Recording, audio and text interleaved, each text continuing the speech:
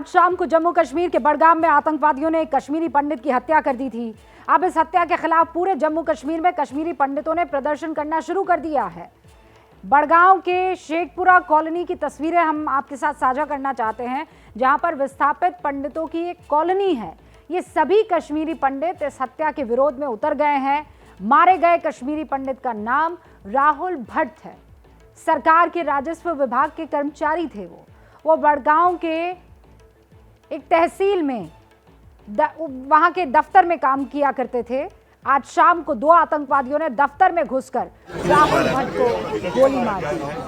पहले उन्हें लोकल अस्पताल ले जाया गया और उसके बाद श्रीनगर में भी ले जाया गया, लेकिन राहुल की जान नहीं बच पाई। राहुल सितंबर 2020 से यहाँ पर तैनात थे और आज देखिए वहाँ राहुल भट्ट की इस हत्या के बाद लोगों में गुस्सा है, वो सड़कों पर निकल आए हैं। राहुल भट्ट का परिवार जम्मू में रहता था। जब से खबर मिली है, क्या बताऊं आपको, परिवार का रो रो कर बुरा हाल है। राहुल भट्ट की हत्या की जिम्मेदारी इस संगठन ने ली है जिसका नाम कश्मीर टाइगर्स बताया जा रहा है।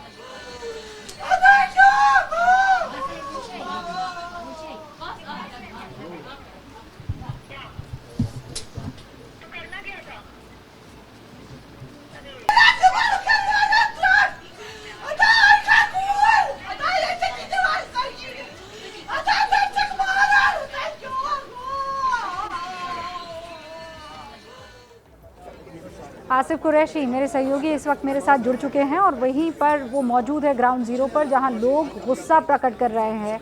आसिफ, पहले ग्राउंड जीरो की आप हमें ज़रा रिपोर्ट दिखाइए, क्योंकि अब हालात वहां पर जब सुधरने की बात आई और ऐसे में एक के बाद एक कश्मीरी पंडितों को निशाना बनाना, ये अच्छा साइन नहीं है।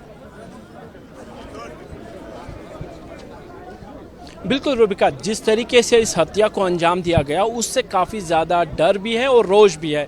मैं इस समय शेखपुरा में हूँ और मेरे पीछे वो प्रदर्शनकारी कश्मीरी पंडित हैं जो यहाँ पे सड़क पे बैठे हुए हैं। हालांकि अब से थोड़ी देर पहले राहुल भट्ट के शव को एक एम्बुलेंस के ज़रिए जम्मू के लिए रवाना कर दिया गया, क्योंकि यहाँ पे बैठे प्रदर्शनकारियों को ये बात के लिए समझाया गया कि शव खराब हो सकता है रात भर अगर उसको सड़क पर रखा जाएगा, और परिजनों के पास इसीलिए उसको एक एम्बुलेंस के ज़रिए सड़क के रास्ते ले भेजा गया। यानी अगले 5 घंटों में ये शव जम्मू में राहुल के परिजनों के पास पहुंच जाएगा। लेकिन इस समय जो यहाँ पे हाल बना हुआ है कि प्रदर्शनकारी लगातार सड़क पर बने हुए हैं और उनकी ये मांग है कि जो उपराज्यपाल है मनोज सिन्हा यहाँ पे आके उनको ये आश्वासन दे सके कि क्या उनको सुरक्षा दी जाएगी, क्या वो सुरक्षित है।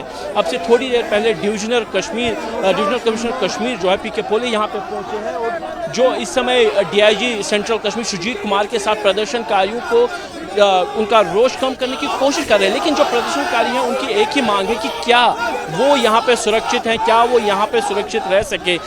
यहाँ पर प्रदर्शनकारियों ने केंद्र सरकार के खिलाफ, प्रधानमंत्री नरेंद्र मोदी के खिलाफ, यहाँ तक कि गृह मंत्री अमित शाह के खिलाफ भी नारेबाजी की, क्योंकि उनका ये कहना है कि जब उनको कश्मीर में लाया गया, चाहे वो नौकरी के लिए लाया गया, चाहे फिर पुनर्वास के तौर पर लाया गया, लेकिन सुरक्षा का आश्वासन दिया गया था, लेकिन वही सुरक्षा अब उनको नहीं यहाँ पे क्योंकि तकरीबन 6000 ये ऐसे कर्मचारी हैं जो कश्मीर के विभिन्न इलाकों में तैनात है और सबके लिए अलग अलग सिक्योरिटी दे पाना संभव नहीं है। लेकिन अगर ये संभव नहीं है तो ये कर्मचारी कैसे काम करेंगे, कैसे अपने आप को सुरक्षित महसूस करेंगे, यही इनकी सबसे बड़ी चिंता है। सवाल उनके यही यहाँ पे देखने को मिल रहा है। हर दिन आपको ये खबर मिलती है कि कश्मीरी पंडितों को निशाना बनाया जा रहा है और किस तरीके से आतंकवादी जो हैं खुले में अब अपने मंसूबों को अंजाम दे रहे हैं। कुछ देर पहले की ये तस्वीरें हैं आसिफ, जो आप बता रहे हैं कि राहुल भट्ट के पार्थिव शरीर को अब उनके परिवारों को सौंपने के लिए कुछ देर पहले ही एम्बुलेंस के जरिए बाय रोड रवाना कर दिया गया है जम्मू। ये बड़गाम में देखिए आप।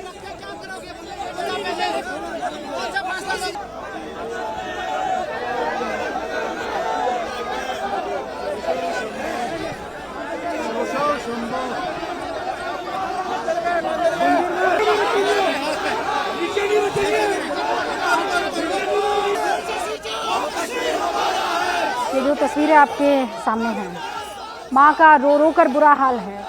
माँ चीखे मार मार के अपने बेटे को पुकार रही है। गुस्से में तमाम कश्मीरी पंडित है।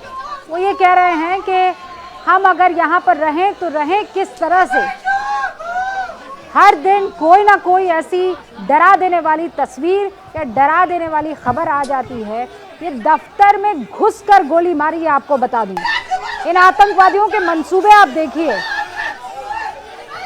ये संगठन अचानक सामने आता है, कश्मीर टाइगर नाम का। हमने आपको इस संगठन के आतंकवादियों के बारे में, इस संगठन के बारे में कई मर्तबा पहले भी बताया है और आज एक बार फिर से ये खबर मिल रही है कि इस संगठन ने, कश्मीर टाइगर ने इसकी जिम्मेदारी ली है। बहुत बहुत शुक्रिया आसिफ तमाम जानकारी के लिए। ऊपर वाला परिवार को सब्र दे, लेकिन उन सवालों के जवाब देने ही पड़ेंगे कि इन आतंकियों का आखिरकार क्या किया जाना चाहिए, जो सिर्फ और सिर्फ अमन और चैन को निशाना बनाने लगे हैं और वहां कश्मीरियत को भूल गए हैं।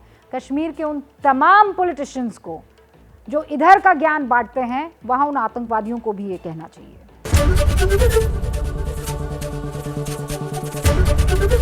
एबीपी न्यूज आपको रखे आगे।